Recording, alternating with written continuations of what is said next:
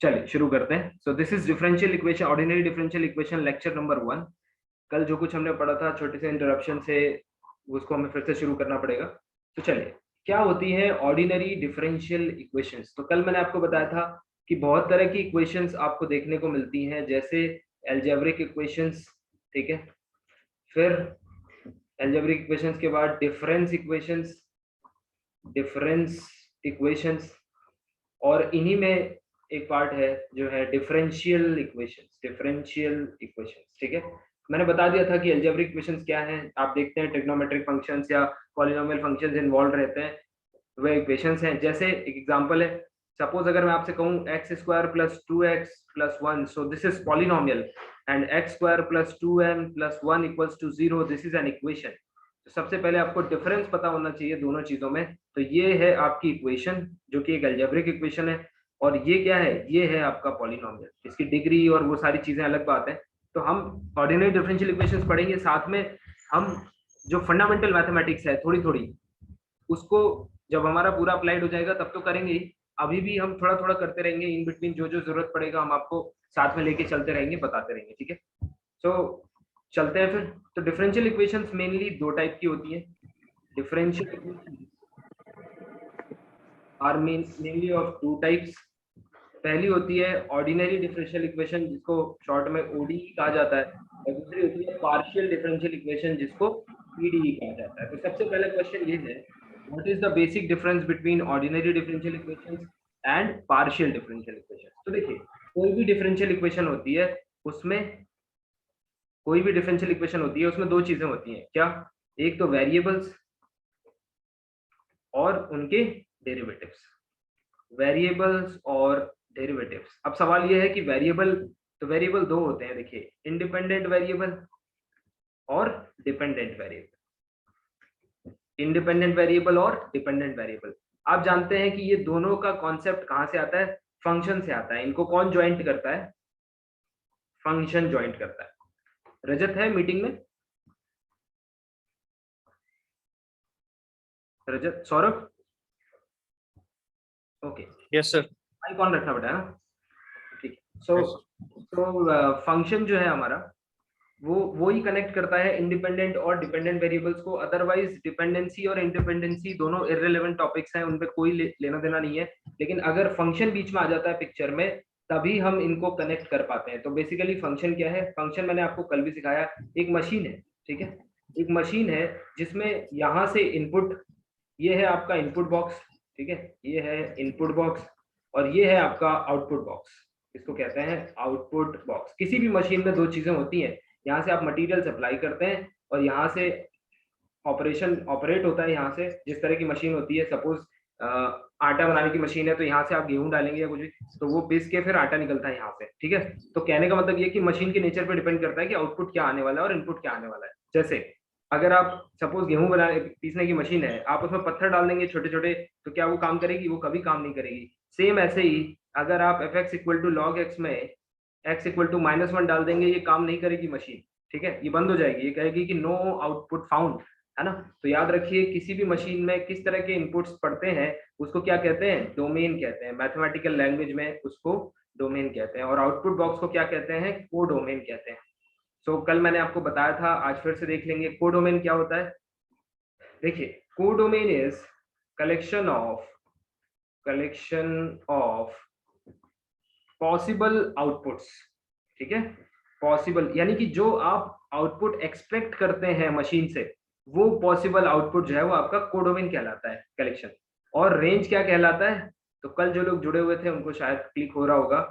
Range कहलाता है exact output. तो आप कहोगे सर पॉसिबल और एग्जैक्ट में फर्क क्या है? देखिए, अगर आप एक मशीन लेते हैं, suppose f x equals to sine x, तो देखिए ये रियल वैल्यूड फंक्शन है। तो जो पॉसिबल आउटपुट है, जिसको कोडोमेन कहेंगे, वो आप आर भी रख सकते हैं। यानी कि आप इतना बड़ा बैग लेके इस मशीन के आगे, यहाँ से इनपुट रखा आपने आर को, इस मशीन के आगे इतना बड़ा बैग रख दीजिए जिसको आर कहते हैं, ठीक है, कोई दिक्कत नहीं है। लेकिन उसका रेंज कितना आएगा? वो रेंज सिर्फ इतना आएगा, -1 से लेके +1 तक, -1 से लेके +1 तक। तो कोडोमेन आपका पॉसिबल जो आपने एक्सपेक्ट किया था आउटपुट की आर के अंदर आएगा, रियल वैल्यूड फंक्शन है, तो कोडोमेन हो गया आर, और रेंज आपका हो गया -1 to +1, और रेंज डिसाइड करता है फंक्शन ऑन टू है या इनटू है। याद रखिए, अगर कोडोमेन इक्वल टू रेंज हो गया, यानी जो आपने प्रेडिक्ट किया था एग्जैक्टली वही रेंज आ गया, तो समझ लीजिए आपका फंक्शन क्या है, ऑन टू है। जैसे यहाँ पे फंक्शन ऑन टू नहीं है। इस तरह से आप फंक्शन को ऑन टू बना सकते हैं। जैसे कल मैंने आपसे कई सारे क्वेश्चन पूछे थे, आज शॉर्ट में बस एक ही क्वेश्चन पूछ रहा हूँ। सपोज cos x, क्या ये ऑन टू है? आप कहोगे सर पहले फंक्शन डिफाइन तो करो। मैंने कहा लो डिफाइन कर दिया, R2R, फंक्शन ऑन टू है। आप कहोगे नहीं है। क्यों नहीं है? क्यों नहीं है? क्योंकि रेंज जो है इसका वो हमें पता होना चाहिए रेंज क्या है। इसलिए मोस्टली जो स्टैंडर्ड फंक्शंस है उनके रेंज, डोमेन, ये सब आपको पता होना चाहिए। धीरे धीरे हम उस पर बात करते रहेंगे, उनको नोट करते रहिए। तो रेंज विल बी -1 to +1, और आपका पॉसिबल कोडोमेन क्या है, R। इसलिए ये मैच नहीं करेगा, ये सेम नहीं है, इसलिए नॉट ऑन टू। तो can you make it onto? Yes, you can make it onto. कब? अगर आप कुछ इस तरह से डिफाइन करें R2 -1 to 1 such that fx equals to cos x। हो गया काम आपका, है ना। नाउ आपका जो पॉसिबल, आपने पॉसिबल कोडोमेन क्या लिया, यानी पॉसिबल आउटपुट्स क्या लिए, -1 से 1+1, यही आपका प्रेडिक्शन है। और आपका प्रेडिक्शन 100% करेक्ट है, बिकॉज इसका रेंज क्या होता है, -1 to +1। इसका मतलब क्लियर है ना? इसका मतलब क्लियर है। अच्छा, मेरी आवाज ब्रेक हो रही है क्या? Yes sir, yes sir, screen भी लेट शो हो रही है। तो अभी क्लियर आ रही है, स्क्रीन थोड़ा लेट आई थी। ओके ओके ओके, थोड़ा सा डिले है ना। Okay just 1 minute.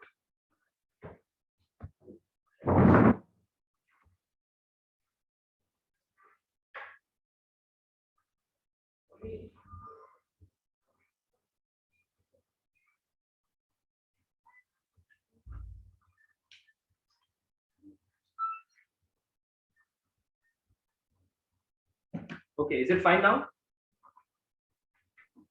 आवाज क्लियर है सर? ओके ठीक है। स्क्रीन अभी स्क्रीन दिख रही है? Yes sir. Okay, fine. Yes. fx equals to cos x, now it is onto function. Yes, you can claim that your function is onto। ठीक है, चलिए आगे बढ़ते हैं। अब इस तरह के क्वेश्चंस को तो हमने देख लिया था। onto किस पे डिपेंड करता है? इसका मतलब onto होना या फिर into होना किस पे डिपेंड करता है? ये रेंज डिपेंडेंट प्रॉपर्टी है, पता होना चाहिए आपको, रेंज डिपेंडेंट प्रॉपर्टी। ठीक है। सिमिलरली मैंने आपसे कल कहा था कि 1 क्या है, ये डोमेन बेस्ड प्रॉपर्टी। ठीक है, ये डोमेन बेस्ड प्रॉपर्टी। अगर आप फंक्शन को, जैसे बहुत सारे लोग कहते हैं fx equals to sine x, बोलते हैं सर ये तो नॉन मोनोटोनिक फंक्शन है, ये 1 हो ही नहीं सकता। ठीक है, ये तो जिनको ग्राफ पता है, थोड़ा सा एडवांस स्टडी कर रखी है, वो तो तुरंत क्लेम कर देते हैं इट्स नॉट 1 बिकॉज ये ऐसे जा रहा है। मैंने कहा एक मिनट रुक जाइए, let me define the function first. So let us define it as, let us say -π/2 to +π/2 to r such that fx equal to sine x. अब बताइए, मैंने डोमेन को r की जगह पे -π/2 to +π/2 रिस्ट्रिक्ट कर दिया। अब बताइए हमारा डोमेन जो है या हमारा फंक्शन जो है साइन एक्स, वो 1 है या नहीं है?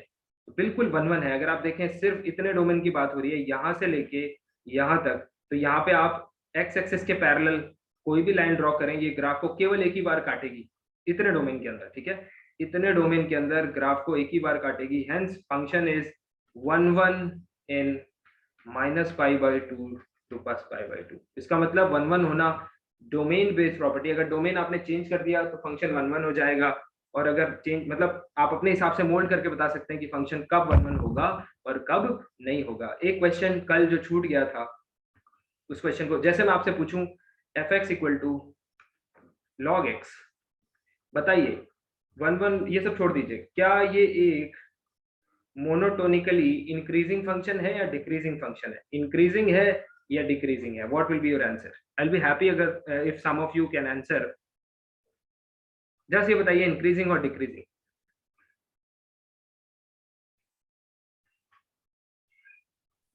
Yes, I will be happy if you answer, any one of you. आपको क्या लगता है, लॉग जो है ग्राफ से देखकर बता सकते हैं कि ये सिर्फ बढ़ता है या सिर्फ घटता है? जैसे साइन एक्स है, अगर मैं साइन एक्स को ड्रॉ करूं तो ये इस तरह का फंक्शन है, यानी कि इंक्रीजिंग डिक्रीजिंग। देखिए यहाँ से यहाँ तक अगर मैं 0 से π/2 का डोमेन ले लूं तो ये एक इंक्रीजिंग फंक्शन है। फिर π/2 से यहाँ तक अगर मैं सपोज π/2 से लेकर यहाँ पर 3π/2 तक का डोमेन ले लूं तो ये एक डिक्रीजिंग फंक्शन है। फिर 3π/2 से 2π तक इंक्रीजिंग फंक्शन है। तो ये डोमेन बेस्ड, अगेन मोनोटोनिक होना डोमेन बेस्ड प्रॉपर्टी होती है। ये कभी भी जनरलाइज करके आप नहीं कह सकते कि ये डिक्रीजिंग है या इंक्रीजिंग है, हमेशा डोमेन बेस्ड होती है। लेकिन याद रखिए लॉग जो है वो इंक्रीजिंग भी है और डिक्रीजिंग भी है, दोनों सही है। कैसे? ये डिपेंड करता है कि आपने बेस क्या लिया हुआ है। तो आज के बाद याद रखिए, कभी कोई आपसे पूछे या तो स्टैंडर्ड उससे पूछे या तो स्टैंडर्ड बेस है जो आपका 10 रहता है लॉग में, या फिर अगर नहीं डिफाइन किया हुआ तो क्लियरली पूछ लीजिए कि लॉग के अंदर जो बेस क्या है। तो याद रखिए बेस के अंदर एक ही पॉजिटिव चीज होती है, बेस जो है वो कहां से कहां तक होता है, बेस कभी नेगेटिव नहीं होता, ठीक है, बेस कभी नेगेटिव नहीं होता और कभी 1 नहीं होता, 0 से 1 या फिर ग्रेटर देन 1। तो ये बेस रहता है। डोमेन कौन रहता है? log x का डोमेन क्या होता है? हमेशा set of all positive real numbers, ये इसका डोमेन रहता है। ग्राफ कैसे बनता है? दो तरह से ग्राफ बनता है। देखिए, अगर आपका बेस, अगर आपने देखा होगा लॉग का ग्राफ ऐसे बनाते हैं बहुत सारे लोग, ये सिर्फ अकेला लॉग का ग्राफ नहीं है, लॉग का ग्राफ ये भी बनता है। यानी इस हिसाब से लॉग कैसा है? मोनोटोनिकली इंक्रीजिंग फंक्शन है, और इस हिसाब से आपका लॉग कैसा है? मोनोटोनिकली डिक्रीजिंग फंक्शन है। तो कैसे डिसाइड करेंगे कि ये वाला ग्राफ होगा ये वाला? तो याद रखिए जब हमारा बेस जो है वो ग्रेटर देन 1 रहता है तब ये वाला ग्राफ होता है और लॉग हमेशा मोनोटोनिकली इंक्रीजिंग रहता है। लेकिन जब हमारा बेस 0 से 1 के बीच में होता है, याद रखिए 1 कभी नहीं हो सकता, ठीक है, a not equal to 1, log में बेस कभी 1 नहीं होता। तो जब बेस जो होगा वो हमारा 0 से 1 के बीच में होगा। जैसे जब लिखा होगा log बेस 2x तो ये वाला ग्राफ हो जाएगा, लेकिन जब लिखा होगा log बेस हाफ x तो क्या हो जाएगा? ये वाला ग्राफ हो जाएगा, ठीक है। तो याद रखिए दोनों में नेचर जो है वो आप ऐसे डिसाइड नहीं कर सकते जब तक बेस ना पता हो। चलिए आगे देखते हैं और कुछ चीजें लॉग के बारे में। जैसे मैं आपको क्वेश्चन बना के दे दूं, ठीक है, जैसे कल मैंने कई क्वेश्चन दिए थे, sin x इक्वल्स टू 3/2, आपको याद भी होगा शायद, e to the power x equals to -1। अगला क्वेश्चन मैंने दे दिया log x equals to let us say -1 again, ठीक है। फिर मैंने एक क्वेश्चन दे दिया cos x इक्वल्स टू 2/3, ठीक है, cos x इक्वल्स टू 2/3। अब देखिए, और हाँ एक लास्ट क्वेश्चन जो रह गया था, e to the power x plus e to the power -x, और मैंने कहा था कि इसको स्टार लगा लीजिए, इक्वल्स टू 1। ये क्वेश्चन रह गया था। तो इसको तो फटाफट कर सकते हैं, नो सोल्यूशन। क्यों? sin x की रेंज कितनी होती है? -1 से +1। ये वैल्यू जो आप अटेन करना चाहते हैं दैट इज बियॉन्ड 1, तो कोई ऐसा x प्रोड्यूस नहीं कर पाओगे जिसके लिए साइन जो है वो 3/2 हो जाए। So no solution. e to the power x equals to -1, no, because e to the power x की जो रेंज होती है वो क्या होती है? हमेशा पॉजिटिव होती है, याद रखिएगा, ऑलवेज पॉजिटिव, ठीक है, ऑलवेज पॉजिटिव। आपको लगता है कि छोटी चीजों से क्या फर्क पड़ता है? छोटी चीजों से पूरा क्वेश्चन चेंज हो जाता है। यहाँ देखिए बेस चेंज होने से पूरा का पूरा जो एनालिसिस है आपका वो चेंज हो जाएगा। अब देखिए तीसरा, तो इसका भी नो सोल्यूशन, कभी नहीं आएगा। log x इक्वल्स टू -1, कोई भी आपसे पूछे हमेशा कहिए नो सोल्यूशन, नो सोल्यूशन। क्यों? क्योंकि log x का भी, सॉरी नहीं solution is I am not right, log x equals to -1 solution है, यस, इसका सोल्यूशन होगा, सॉरी इसका सोल्यूशन होगा। यहाँ पे देखिए अगर बेस इसको 2 ले लें, ठीक है, बेस भी डिफाइन कर देते हैं, तो यहाँ से इस ग्राफ से आपको -1 कहाँ मिलेगा? यहाँ मिलेगा। इसके पैरेलल एक लाइन डालेंगे, ये वाली लाइन जहाँ कट करेगी वही -1 के लिए सोल्यूशन है। cos x इक्वल्स टू 2/3, इसके लिए भी सोल्यूशन मिलेगा, बिकॉज 1 से अंदर का वैल्यू है। cos x का रेंज जो होता है वो होता है -1 से लेके +1, इसके बीच में कोई भी वैल्यू आएगा ही। ये क्वेश्चन, इस क्वेश्चन को स्टार लगा लीजिए, ये इंपॉर्टेंट क्वेश्चन है। तो कभी भी इस तरह का क्वेश्चन आ जाए, ठीक है, जिसमें दो पॉजिटिव रियल नंबर्स हों, तो याद रखिए एक कॉन्सेप्ट यूज करते हैं, am greater equal gm। Arithmetic mean is always greater equal geometric mean, बहुत इंपॉर्टेंट इनइक्वालिटी है। am of two numbers is given by a plus b/2, whereas gm is given by square root of a/2। now use this inequality, इसको star लगा के use star for, देखिए a किसको रखेंगे? what will be your a? e to the power x। what will be your b? e to the power -x, ठीक है। अब देखिए am क्या आएगा? e to the power x, sorry e to the power x plus e to the power, एक छोटा सा pen paper लेके रखिए, इवन दो मैं आपको पीडीएफ वगैरह से प्रोवाइड करा दूंगा, still you should have one piece of paper. So e to the power x plus e to the power -x, ये हो गया am divided by 2 will be greater equal, what will be the gm? e to the power x into e to the power -x। बताइए क्या आएगी value? e to the power x plus e to the power -x by 2 greater equal 1. Will it be 1? Yes. 1, right? So क्या आ जाएगा? e to the power x plus e to the power minus x greater equal to, और पूछा क्या गया है? यहाँ पे लिख दीजिए for every x in R. पूछा क्या गया है आपसे? Just look back. आपसे क्या पूछा गया है? आपसे पूछा गया e to the power x equals to 1. तो अब बताइए क्या 1 कभी आएगा? तो अगेन नो सॉल्यूशन, ठीक है। तो अगला इसी पे सेम क्वेश्चन अगर मैं बना दूं जैसे ये है, तो याद रखिए ये इनइक्वालिटी आपकी बहुत जगह इस्तेमाल होगी। अगर सेम क्वेश्चन को मैं मोल्ड करके लिख दूं कि x plus 1/x is greater equal to, यानी minimum value of x plus 1/x is always 2 for any x in R plus, positive value के लिए, किसी भी पॉजिटिव रियल नंबर के लिए ये इनइक्वालिटी हमेशा होल्ड करती है। देखिए AMGM को यूज कर लीजिए, ये 1x और ये 1/x, यहाँ पे आएगा x plus 1/x/2 greater equal x into 1/x, 1/x and x will get cancelled, you will get x plus 1/x greater equal 2. तो अगर मैं आपसे पूछूं कि 1x plus 1/x equals to 1, क्या कभी कोई ऐसा x प्रोड्यूस कर पाओगे जिसके लिए वैल्यू 1 होगी? ठीक है, याद रखिए इस तरह की चीजें कई बार एग्जाम में छोटी सी चीजें पूछ दी जाती हैं और ये इंपॉर्टेंट होती है। तो फंक्शंस के बारे में जानना जरूरी है। बहुत सारी छोटी छोटी चीजें हैं, रियल में तो हम 5-5, 6-6 लेक्चर लेते हैं, लेकिन अभी फिलहाल जो जो चीजें थोड़ी थोड़ी लगेंगी हम आपको शेयर करते रहेंगे, उनको भी सीखते रहिए, ठीक है। चलिए, तो अब फंक्शन एक मशीन हो गया जिसके लिए दो चीजों की जरूरत पड़ती है। पहला कौन होता है? पहला होता है इनपुट बॉक्स, ये हो गई मशीन, और ये होता है आउटपुट बॉक्स, ठीक है, आउटपुट बॉक्स। इतना हमने जान लिया। तो देखिए यहां से आप वैल्यू भेजते हैं मशीन के अंदर, यहां से इनपुट डालते हैं, ये है x और ये मिलता है आपको y, या फिर इसी को कहते हैं fx, फंक्शनल वैल्यू।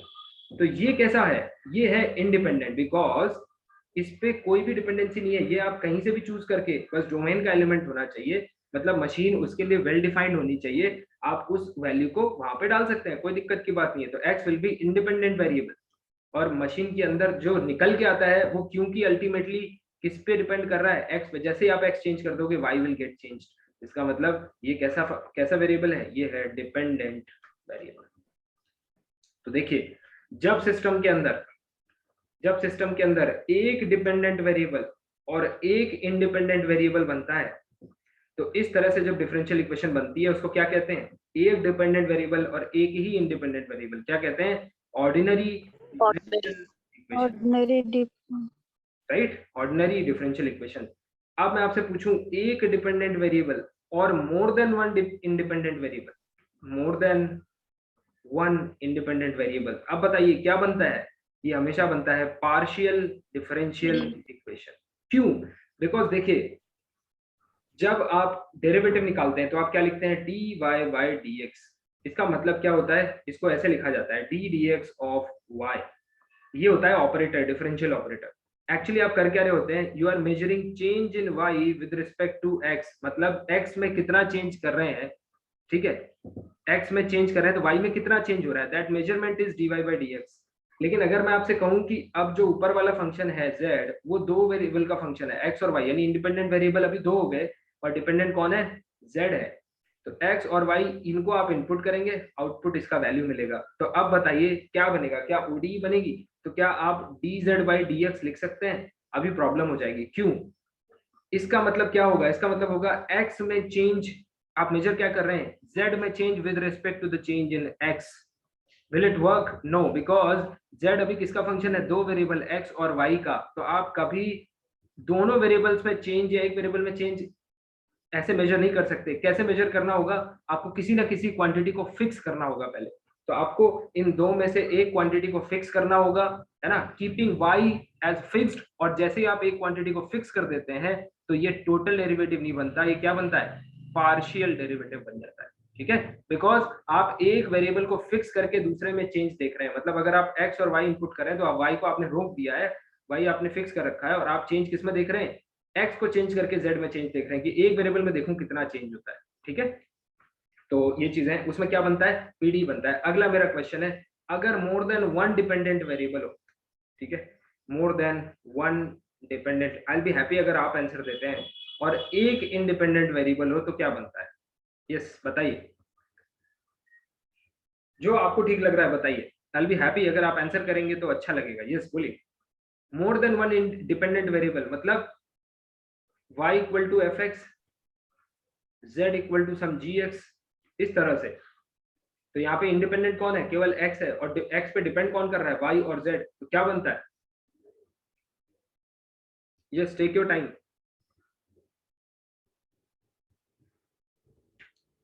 ये बनता है सिस्टम ऑफ ओडी। क्या बनता है? System of OD. System of equation पढ़ा है ना आपने, उसी तरह से एक टॉपिक होता है system of differential equations. I hope आपने पढ़ा होगा। ठीक है, तो वो कैसे बनता है? वो ऐसे ही बनता है जब मोर देन वन डिपेंडेंट वेरिएबल हो और एक इंडिपेंडेंट वेरिएबल। अगला क्वेश्चन मैं पूछ रहा हूँ, अब तो शायद आपको बता देना चाहिए। More than one dependent variable और more than one independent variable, बताइए क्या बनेगा? यस, बताइए। System of partial differential equation. Absolutely, system of partial differential equation. तो हम लोग समझ लीजिए फॉर्मेशन में छोटी छोटी चीजें हैं जो हम लोग मिस कर रहे हैं। धीरे धीरे हम लोग आगे मैं इतना गारंटी आपको दे सकता हूं कि जितने दिन आप ओडीई पढ़ेंगे आपको लग रहा होगा ODE is very trivial subject, आपको हर दिन कुछ ना कुछ इंटरेस्टिंग लगेगा। ठीक है, so this is how we construct ODE. अब मेरा सवाल ये है कि फॉर्म कैसे किया जाता है ODE. So formation of ODE, छोटी सी बात इस पे कर लेते हैं, फिर हम लोग डिग्री और ऑर्डर पे आएंगे। देखिए, कोई भी डिफरेंशियल इक्वेशन होती है उसमें क्या होते हैं? Independent variables. क्या क्या होते हैं? तो उसको फंक्शन का फॉर्म दे देते हैं। क्या होते हैं? इंडिपेंडेंट। सपोज एक इंडिपेंडेंट वेरिएबल है, because we are talking about OD. एक डिपेंडेंट वेरिएबल है y और इसके कुछ डेरिवेटिव्स। ठीक है, कुछ डेरिवेटिव्स कितने? सपोज nth डेरिवेटिव तक है इक्वल टू 0। अच्छा चलिए एक और, अगर ऐसे किताबों, मैं आपको किताब, मैंने कहा ना कि हमारा टैगलाइन है लर्न हाउ टू लर्न, तो आप बुक पढ़ेंगे तो कई बार ऐसे लिखा होता है, ऐसे लिख दिया जाएगा, या फिर आपको ऐसे लिखा होगा y double prime into g of x y y prime. आप मुझे इतना बताइए, y प्राइम, सॉरी इसको और आगे तक बढ़ा देते हैं, let us to y to the power n, and second derivative is not there, huh? So directly y third derivative is there and so on. बताइए इसमें और इसमें क्या फर्क है? What can you observe कि yes ये यहाँ पे कुछ और रिप्रेजेंट कर रहा है, यहाँ पे कुछ और रिप्रेजेंट कर रहा है। Can anyone observe? जो भी आपको ठीक लग रहा है बोलिए। आप सारे के सारे टीचर्स हैं, आपको बोलना आना चाहिए ना। यस बोलिए।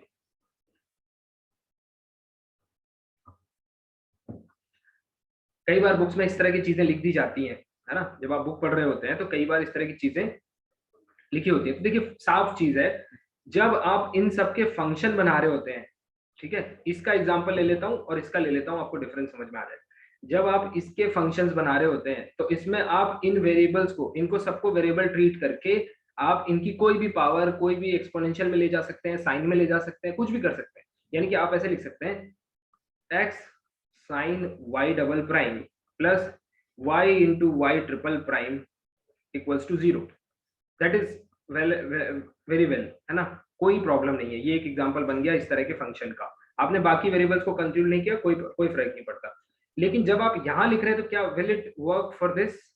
क्या ये फॉर्म इसको बिलोंग करेगी? कभी नहीं करेगी। क्यों? क्योंकि आपको यहाँ पे कैसे रखना है कि y डबल डैश जो है वो अलोन होना चाहिए, वो मल्टीपल में होना चाहिए, और यहाँ आप कोई भी फंक्शन रख सकते हैं। यहाँ पे देखो आपने क्या किया है, साइन के साथ इसको कंपोज कर दिया है, ऐसा आप यहाँ पे नहीं कर पाएंगे। ठीक है, so this does not belong to this class, this does not belong to this class. इसके लिए आप ऐसे लिख सकते हैं y double dash into sine y dash plus y into y to the power 4 equal to 0, ऐसे लिख सकते हैं, दिस विल वर्क। ठीक है, एंड देखिए interestingly this is more general form, क्योंकि इसमें आप अलोन भी रख सकते हैं इसको, ठीक है, अलोन भी रख सकते हैं, और आप इसको वेरिएबल के तौर पे भी ऐसे बाहर भी रख सकते हैं, और फंक्शन के तौर पे भी एक्सपोनेंशियल में y डबल डैश कंपोज कर सकते हैं, कुछ भी। लेकिन जब आप यहाँ पे आते हैं तो ये एक पर्टिकुलर फॉर्म हो गई इसी की, है ना, तो कभी बुक में लिखा हो तो आपको समझ में भी आ जाए। चलिए आगे बढ़ते हैं। अब देखिए, सो एक ओडी इस तरह का एक फंक्शन होता है, ठीक है, इस तरह का फंक्शन होता है जो इंडिपेंडेंट वेरिएबल, डिपेंडेंट वेरिएबल और उनके डेरिवेटिव्स के साथ मिलके बनता है, और इनके म्यूचुअल प्रोडक्ट्स भी। ठीक है, जब आप इस ओडी को सॉल्व कर लेते हैं तब आपको क्या मिलता है? जब आप इसको सॉल्व कर लेते हैं तो आपको क्या मिलता है? तो आप कहेंगे सर इसका सोल्यूशन मिलता है। उसको कहते क्या है, उसको कहते हैं solution of this ordinary differential equation. That is absolutely fine, but yes there is something else. उस सोल्यूशन का नेचर क्या होता है, वो सोल्यूशन एक्चुअली क्या होता है।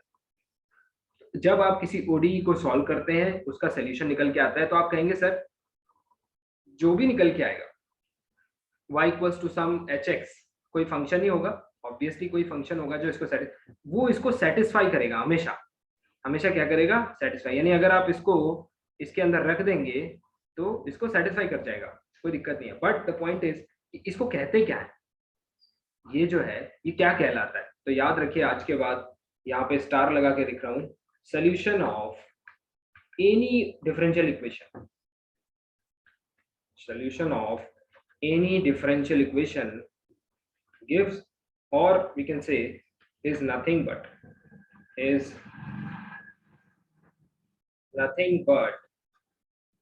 a family of curve।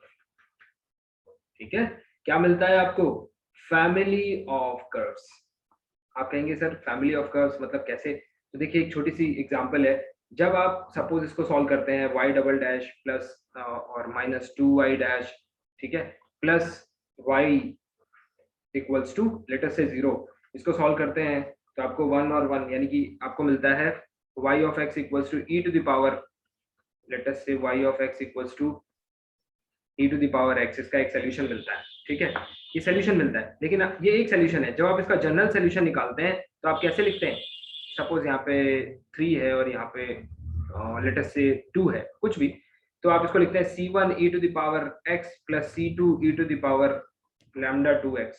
अभी मैंने रूट्स नहीं निकाले, इसके रूट निकाल के आप चेक कर सकते हैं। तो इस तरह का कोई फॉर्म आता है, this is known as general solution. हम अभी क्लासिफाई भी करेंगे कि सॉल्यूशंस कितने टाइप के होते हैं और कैसे निकाले जाते हैं, बट इसको समझ लीजिए ये जनरल सोल्यूशन है। लेकिन ये सोल्यूशन जो है ना, ये एक फैमिली ऑफ कर्व भी रिप्रेजेंट कर रहा है। C1 C2 की डिफरेंट वैल्यूज के लिए आपको डिफरेंट कर्व मिलेंगे। जैसे अगर आप C1 की वैल्यू 1 रखते हैं और C2 की वैल्यू 1 रखते हैं, क्या मिलेगा, e to the power x plus e to the power minus x। ये एक कर्व है, C1 equal to 1, C2 equals to later से 2 रखते हैं, बिकॉज ये तो जनरल सोल्यूशन है ना। C1 और C2 कहाँ से आ रहे हैं, रियल लाइन से आ रहे हैं, R से आ रहे हैं। तो यहाँ पे आप क्या लिख सकते हैं, e to the power x plus e to the power minus 2x, sorry 2 times e to the power minus x। अभी ये क्या हो गया, ग्राफ इसका प्लॉट करोगे तो ये कोई दूसरा कर्व मिलेगा, लेटर से कुछ ऐसे। ये आपका सपोज पहला कर्व है, फिर दूसरा आपने C1 C2 की डिफरेंट वैल्यू के लिए दूसरा मिल गया, ठीक है, फिर सिमिलरली आपको ये तीसरा कर्व मिल गया। ये ऐसे बन जाती है फैमिली ऑफ कर्व्स। और हर कर्व इसमें से क्या है, एक सोल्यूशन है, जिसको क्या कहते हैं, पर्टिकुलर सोल्यूशन। ठीक है, ये है कॉन्सेप्ट पर्टिकुलर सोल्यूशन का। क्या ये पूरी की पूरी फैमिली किसको रिप्रेजेंट कर रही है, जनरल सोल्यूशन को। आगे हम क्लासिफाई करेंगे, पर यहाँ से भी देख लीजिए जनरल सोल्यूशन को, जिसमें बहुत सारे कर्व हैं और वो कर्व मिलकर क्या बनाते हैं, फैमिली बनाते हैं। क्या बनाते हैं, family. So family of curves. इस फैमिली ऑफ कर्व्स का हर मेंबर एक सोल्यूशन है और वो एक पर्टिकुलर सोल्यूशन, इसीलिए इसका नाम दिया जाता है पर्टिकुलर सोल्यूशन। जो किसी C1 C2 की वैल्यू को रख के मिलता है उसको कहते हैं पर्टिकुलर सोल्यूशन। तो ये भी अकेला सेटिस्फाई करेगा, बट द पॉइंट इज कि ये जनरल सोल्यूशन नहीं कहलाएगा, ये इस फैमिली का एक छोटा सा मेंबर होगा। जो सोल्यूशन तो होगा, बट ये कैसा सोल्यूशन होगा, पर्टिकुलर सोल्यूशन होगा। ठीक है, देखिए एक और एग्जांपल ले लेते हैं फैमिली ऑफ कर्व्स का, मुझे लगता है कि और क्लियर हो जाएगा आपको। जैसे मैं आपसे कहूं कि x minus a whole square plus y minus b whole square equals to 1 बताइए क्या है। आप कहेंगे कि ये सर्कल है, आप कहेंगे कि सर्कल है, centre at a comma b. मैं कहूंगा कि ये सिर्फ सर्कल नहीं है, ये क्या है, फैमिली ऑफ सर्कल है। ठीक है, फैमिली ऑफ सर्कल। कैसे, आप ए और बी का वैल्यू चेंज करते रहिए, आपको डिफरेंट सर्कल मिलते रहेंगे सेम रेडियस पे। जैसे आपका एक सर्कल यहाँ मिल सकता है, रेडियस ये है, ठीक है, सेम आपने हो सकता है कि यहाँ पे सेम रेडियस पे यहाँ पे एक सर्कल मिल जाए। फिर तीसरा इसी फैमिली का एक मेंबर यहाँ मिल सकता है। आप जैसे जैसे सेंटर ए और बी चेंज करते रहेंगे, ये दोनों वेरिएबल है ना, ये दोनों चेंज होते रहेंगे, तो आपको डिफरेंट वैल्यूज मिलती रहेंगी। और ये हर एक जो है वो क्या रिप्रेजेंट करेगा, पर्टिकुलर सोल्यूशन रिप्रेजेंट करेगा, कि जिस डिफरेंशियल इक्वेशन का ये सोल्यूशन है। तो फैमिली ऑफ सर्कल्स। ठीक है, तो हमेशा याद रखिए डिफरेंशियल इक्वेशन का सॉल्यूशन क्या होता है, फैमिली ऑफ कर्व्स होता है। X y y dash, suppose y to the power n किसको जनरेट कर सकती है, ये nth ऑर्डर डिफरेंशियल इक्वेशन को जन्म दे सकती है। Differential equations, it can generate nth order differential equation. इसका सॉल्यूशन जो होता है, इसका जो सॉल्यूशन होता है वो क्या होगा, वो एक फैमिली ऑफ कर्व होगा ऑब्वियसली। इसका जो जनरल सॉल्यूशन होगा, इसका जो जनरल सॉल्यूशन होगा वो फैमिली ऑफ कर्व्स होगा।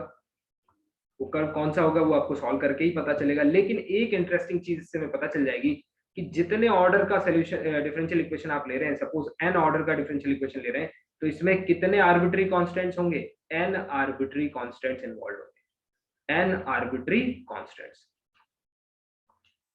आप कहेंगे सर ये कांस्टेंट भी है और आर्बिट्री भी है, because arbitrary is something which is not fixed. तो मैं कहूंगा कि आर्बिट्री कांस्टेंट का मतलब होता है जब मैं ऐसे लिखूं c e to the power mx या फिर c e to the power 2x, c e to the power 2x। तो इसमें क्या है, जो ये c है ना, c जो है ना, इसको आप कुछ भी रख सकते हैं। ये यहाँ पर किसी एक वैल्यू के लिए फिक्स है, लेकिन एट द सेम टाइम आप वैल्यू चेंज कर देंगे तो ये डिफरेंट सोल्यूशन बना देगा। तो वैल्यू आप चेंज भी कर सकते हैं। तो ये एक ऐसा कांस्टेंट है जो चेंज हो रहा है ना। So a constant which can be changed, that is known as arbitrary constants. ठीक है, तो चलिए अब हम आगे बढ़ते हैं। ये हो गया सॉल्यूशन डिफरेंशियल इक्वेशन। यहाँ ये आपने इसको सॉल्व किया। इसको सॉल्व करने के दो मेथड्स हैं, कौन कौन से। एक तो आपका एनालिटिकल मेथड। एनालिटिकल मेथड मतलब जो आप किताबों में यूजुअली पढ़ते आए हैं अभी तक, और एक है न्यूमेरिकल अप्रोच, न्यूमेरिकल मेथड्स। आजकल लकीली लगभग हर चीज को सॉल्व करने के न्यूमेरिकल मेथड्स हैं। उनके एडवांटेजेस भी हैं, डिसएडवांटेज भी हैं। एडवांटेज ये, जब एनालिटिकल मेथड्स फेल हो जाते हैं तब न्यूमेरिकल मेथड्स काम आ जाते हैं। ठीक है, और डिसएडवांटेज क्या है कि न्यूमेरिकल मेथड्स में हमेशा कुछ ना कुछ एरर जरूर रहती है। कितना भी अच्छे हायर ऑर्डर का आप न्यूमेरिकल मेथड ले लीजिए, जब हम लोग न्यूमेरिकल एनालिसिस पढ़ेंगे तब मैं आपको और क्लियरली बताऊंगा how it works. So because this is differential equation, इसको सॉल्व किया, ये फैमिली ऑफ कर्व मिला। तो आपको पता कैसे चलेगा, कैसे पता चलेगा कि गिवन फैमिली ऑफ कर्व इसका डिफरेंशियल इक्वेशन का सॉल्यूशन है कि नहीं है। तो इसकी एक प्रॉपर्टी से आपको पता चल जाएगा, क्या, it satisfies given differential equation. Differential equation, इसके ऊपर एक बहुत अच्छा क्वेश्चन CSIR ने पूछा था। I want to mention that question also. एक बहुत अच्छा क्वेश्चन पूछा गया था, x equals to mod x, x equals to mod x is a solution of, ठीक है, इज अ सॉल्यूशन ऑफ, एक सेकेंड ना, इसको ऐसे लिख देते हैं, mod x क्यूब। चलिए mod x रहने देते हैं, पहले एक कॉन्सेप्ट समझ लीजिए उसके बाद देखेंगे। Is a solution of differential equation of order. बहुत अच्छा क्वेश्चन था ये, बिल्कुल एलिमेंट्री कॉन्सेप्ट के ऊपर यहाँ पे पूछा गया था। 1 2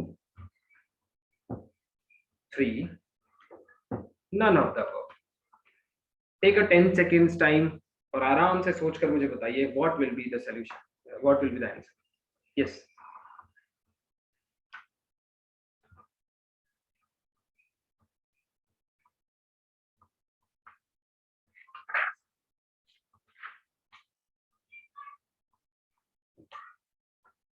यस बोलिए, एनी वन ऑफ यू। आप मैसेज भी कर सकते हैं, आप यस किसी का मैसेज आया भी है। What, okay okay, really, very good very good. Some of you are answering it's D. 1 भी नहीं होगा, उसका रीजन है, यहाँ पे छुपा है रीजन। आप सोचते हैं कितनी ट्रिवियल सी बात है। CSIR, यस पूजा, राइट, करेक्ट आंसर। पूजा नहीं, करेक्ट नहीं है आपका, 1 इज नॉट करेक्ट। आप सोचते हैं कि डिफरेंशियल इक्वेशंस कितनी आसान सी चीजें हैं। अब वो सब टाइम चला गया है ना। वो तब जैम में भी नहीं पूछा जाता कि ये डिफरेंशियल इक्वेशन दी हुई है d² + 2d + 2, इसको सॉल्व करिए, इसका CF निकालिए, इसका PI निकालिए। अब नहीं पूछा जाता, पूछा भी जाएगा तो ट्रिकी तरीके से, है ना। तो वो टाइम चला गया। अब आपको थ्योरी समझनी पड़ेगी कि एक्चुअली कैसे काम कर। देखिए, it satisfies given differential equation. तो ये बताइए y equals to mod x को किसी ना किसी डिफरेंशियल इक्वेशन को सेटिस्फाई करना पड़ेगा। अगर मैं इनमें से लीस्ट ऑर्डर लेके चलूं, मान लो 1, मतलब y prime equals to something f of y, ठीक है, थोड़ी देर के लिए मान लिया y x, सॉरी, कि ये डिफरेंशियल इक्वेशन है, लीनियर है, नॉन लीनियर है, होमोजीनियस है, नॉन होमोजीनियस है, कोई फर्क नहीं पड़ता। यहाँ इतना समझ लेते हैं कि अगर y equal to mod x को इसका सोल्यूशन बनना है तो इसको सेटिस्फाई करना पड़ेगा। यस और नो, फटाफट बताइए, यस और नो। ओके, इसको सेटिस्फाई करने के लिए y को एक बार डिफरेंशिएबल तो होना पड़ेगा, एटलीस्ट वन टाइम डिफरेंशिएबल। क्या मॉड x डिफरेंशिएबल है? नहीं। One time no sir. Differentiable. तो आप समझ में आया, CSIR कोई अपने पास से थोड़ी ना कॉन्सेप्ट लेके आता है, आपकी बुक्स में लिखे हुए कॉन्सेप्ट्स को पूछता है, बट ये देखता है कि क्या आपने उतनी बारीकी से ध्यान दिया है। ठीक है, तो answer is none of this. किसी भी डिफरेंशियल इक्वेशन का सोल्यूशन ये नहीं बन सकता R में, क्योंकि x इक्वल टू 0 पे ये नॉन डिफरेंशिएबल है। ठीक है, एटलीस्ट वन टाइम डिफरेंशिएबल, और मॉड x आपका एक भी बार डिफरेंशिएबल नहीं है एट x इक्वल टू 0। ठीक है, तो याद रखिए, क्योंकि यहाँ पे डोमेन मेंशन नहीं करा है। अगर उन्होंने डोमेन मेंशन किया होता, ऐसे लिख देता इन open 0 to infinity, yes it can be a solution because it is one time differentiable, but again अगर यहाँ पे मेंशन नहीं किया है तो आप कुछ भी नहीं बोल सकते, आपको R कंसीडर करके चलना पड़ेगा। ठीक है, इस तरह से क्वेश्चन पूछा जाता है और इससे एक रिजल्ट निकल के सामने आता है। वो रिजल्ट क्या है उसको नोट कर लीजिए। सो रिजल्ट है, एक छोटा सा पेन पेपर लेके बैठो, भले ही मैं आपको सारा लिखवा के दूंगा, पर फिर भी, है ना। सो रिजल्ट है, if y equal to fx is a solution of nth order differential equation। ये बिल्कुल ऐसी चीजें हैं जो आपको देख के पता होनी चाहिए कि डिफरेंशियल इक्वेशन में ये तो होता ही है, लीनियर नॉन लीनियर वो आगे वो तो सारी चीजें हैं ही, वो बात ठीक है। Differential nth order differential equation, then क्या, ठीक है, देन व्हाट। तो देखिए, then y equals to fx must be at least n times differentiable, at least n times differentiable। अब आप पूछेंगे सर at least क्यों लगा दिया आपने, तो देखिए इनके भी मायने हैं। ठीक है, मैथमेटिक्स, हायर मैथमेटिक्स जो है वो दो चीजों का मिक्सचर होती है, याद रखिएगा। हायर मैथमेटिक्स जो होती है वो दो चीजों का मिक्सचर है। पहली तो मैथ्स, ठीक है, मैथ्स तो उसमें है ही ऑब्वियसली फर्स्ट, और दूसरा है लैंग्वेज। ठीक है, लैंग्वेज अगर आपको पकड़ में नहीं आई ना, तब भी आप क्वेश्चन को गलत कर देंगे, तब भी आप क्वेश्चन, कई बार आपको नहीं लगता, आप एग्जाम देते हैं, अभी आप सब मेरे लिए नए हैं, मैं भी आपके लिए नया हूँ, बट आप सब अपने आप से तो पूछ सकते हैं, कितने बार ऐसा होता है एग्जाम में सिर्फ लैंग्वेज में इधर उधर हो जाता है और आप पकड़ नहीं पाते कि क्वेश्चन जो है वो क्या कहना चाह रहा है। ठीक है, इसलिए हर सब्जेक्ट की एक लैंग्वेज होती है, मैथमेटिक्स की भी एक लैंग्वेज है। अगर उसको पकड़ना सीख गए तो आप किसी भी फॉर्मेशन को, किसी भी तरह के क्वेश्चन को टैकल कर सकते हैं। So y equals to fx must be at least n times differentiable. जैसे अब एक क्वेश्चन बनाता हूं एंड आई होप कि आप इसको कर लेंगे। y equals to e to the power 2x is a solution of differential equation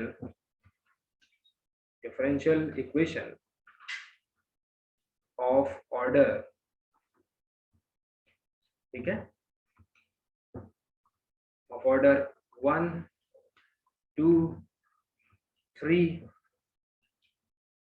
all।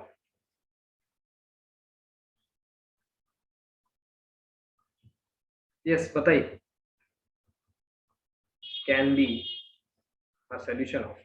Yes, अभी तो समझ में आ जाना चाहिए, बिल्कुल कॉन्सेप्ट बेस्ड क्वेश्चन है, बताइए।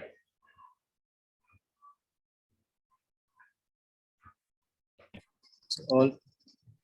ओके, ठीक है, किसी ने आंसर किया, आप मैसेज भी कर सकते हैं। अगर आपको लग रहा है आपका फर्स्ट डे है, आप बोल नहीं पा रहे हैं, कोई तकलीफ की बात नहीं, आप मैसेज कर सकते हैं, मैं किसी का भी नाम ऊपर नहीं करता, है ना। Yes, D, yes correct, answer is D, option B. yes, very good, very good, option D is correct because y equals to e to the power 2x ये एक ऐसा फंक्शन है जो इनफाइनाइट टाइम्स डिफरेंशिएबल है। तो ये किसी भी ऑर्डर की डिफरेंशियल इक्वेशन का हेंस, ठीक है, लिख लेंगे कॉन्सेप्ट को, फर्स्ट डे है ना, आराम से लिखते हैं। Hence it can be a solution of differential equation of any order. क्यों? इसके ऊपर कोई रिस्ट्रिक्शन नहीं होगा, एनी ऑर्डर, इसके ऊपर कोई रिस्ट्रिक्शन नहीं है, ये कितने भी ऑर्डर की डिफरेंशियल इक्वेशन का सॉल्यूशन हो सकता है। तो ये भी होगा, ये भी होगा, ये भी होगा, ऑल, ठीक है। तो ये एक छोटी सी चीज पे सोचिए कि ये सब कॉन्सेप्ट्स कितने इंपॉर्टेंट होते हैं, है ना। चलिए अब बात करते हैं, सबसे पहले मैं बात कर लेता हूँ टाइप्स ऑफ सॉल्यूशन, उसके बाद हम लोग डिग्री ऑर्डर पे आएंगे क्योंकि उन पे क्वेश्चन वगैरह भी करेंगे, तो that will take time. Suppose सबसे पहले हम बात करते हैं सॉल्यूशंस कितने टाइप के होते हैं। तो देखिए, आपने जो देखे होंगे, सबसे पहला क्या देखा है? General solution. तो कौन सा सॉल्यूशन होता है जिसको देख के ही आप बता देते हैं कि जनरल सॉल्यूशन है? बताइए। सबसे पहले जनरल सॉल्यूशन क्या है? देखिए, जो सबसे पहली फैमिली ऑफ कर्व्स आती है, किसी डिफरेंशियल इक्वेशन सॉल्व करिए, जो स्टैंडर्ड फैमिली ऑफ कर्व्स आती है वही आपका जनरल सॉल्यूशन है। लेकिन अगर आपको ये पता ही ना हो कि सॉल्व कैसे किया गया है और सिर्फ आपको सॉल्यूशन दे दिया जाए, तो उसको देख के कैसे पहचानेंगे? How to identify that given solution is general solution? देखिए, हर सॉल्यूशन गिवन डिफरेंशियल इक्वेशन को सेटिस्फाई करता है, उसमें कोई भी डाउट नहीं है, ठीक है। लेकिन फिर भी पहचान में आना चाहिए। देखिए, if number of Li constants, ठीक है, Li आर्बिट्री कांस्टेंट्स। अब आप पूछेंगे सर Li कांस्टेंट्स का मतलब क्या है? लीनियरली इंडिपेंडेंट, लीनियर अलजेब्रा का बेसिक है, लीनियरली इंडिपेंडेंट। धीरे धीरे हम लोग सीखते चलेंगे। तो number of Li arbitrary constants equal to order of differential equation. अगर जितने ऑर्डर की डिफरेंशियल इक्वेशन है, जैसे 4 ऑर्डर की डिफरेंशियल इक्वेशन है, ठीक है, और उसके अंदर 4 ही Li constants, arbitrary constant involve है, C1 जैसे ऐसे लिखा हुआ है, C1 e to the power x plus C2 e to the power minus x। अब आप इसको देख के कह सकते हैं yes, it is a general solution of second order differential equation. आगे जाके आप ये भी कह सकते हैं कि लीनियर डिफरेंशियल इक्वेशन का भी सॉल्यूशन होगा, ठीक है। धीरे धीरे जब हम सीखेंगे 4-5 क्लासेस के बाद, तो आप समझ पाएंगे। तो number of Li arbitrary constants अगर इक्वल है किसके? ऑर्डर ऑफ डिफरेंशियल इक्वेशन के, तो ऐसे सॉल्यूशन को क्या कहते हैं? Such solution is general solution. Such solution is general solution. Second कौन सा होता है? वही उस पूरी फैमिली ऑफ कर्व में से एक कर्व को चुनना, दैट इज पर्टिकुलर सॉल्यूशन। तो किसी डिफरेंशियल इक्वेशन का पर्टिकुलर सॉल्यूशन कौन होता है? देखो, सेटिस्फाई तो करता है, हर सॉल्यूशन सेटिस्फाई करता है, लेकिन a solution obtained from general solution